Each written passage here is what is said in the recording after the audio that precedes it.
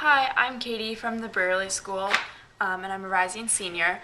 My project at BlueStamp Engineering this year has been to build a wind turbine that successfully lights an LED light bulb, as you can see in action here.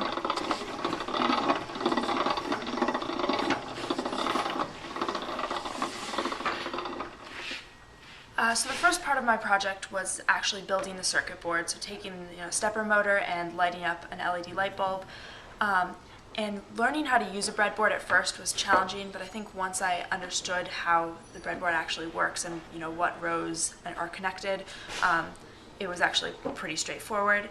And then originally, as I was building this breadboard, I was trying to think of modifications that I could add to the original circuit.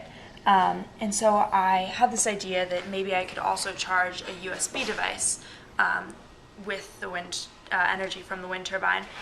So I put a voltage regulator in that regulates as, if the switch is flipped one way, it outputs 3 volts, and the other direction outputs 5 volts.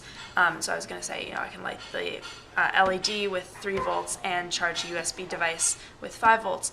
Unfortunately, while the wind turbine can output 5 volts, it can't output enough current to charge a USB, so that was kind of a bummer. And it also really made me think about whether wind energy is a viable option in the future as a type of renewable energy. Then the next part of my project was building the actual structure. It took a while for the acrylic parts up here to come just because they're custom cut. So by the time all of my parts came, I had already made a full 3D model on Google SketchUp, which really helped me understand how everything fit together. So once the parts came, I felt like I really understood where they all went. The only thing I kind of struggled with are these sails. It was actually quite difficult to get them to bend into these slots, and you have 4 of them, and on top of that you have to put them all 3 in at the same time. So that was really a challenge. And what was even a little bit more frustrating was that my bottom acrylic piece here broke, and so we had to put all this support to actually get it to stay, so we'd almost get all the sails in and then it would break. But eventually we got that all together. And then in the very end, I wanted to add some aesthetics to the whole piece, so I added some voltage regulators.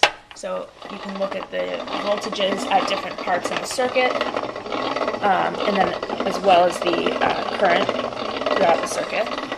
And then I added this aluminum sheet around here that kind of encases the whole thing.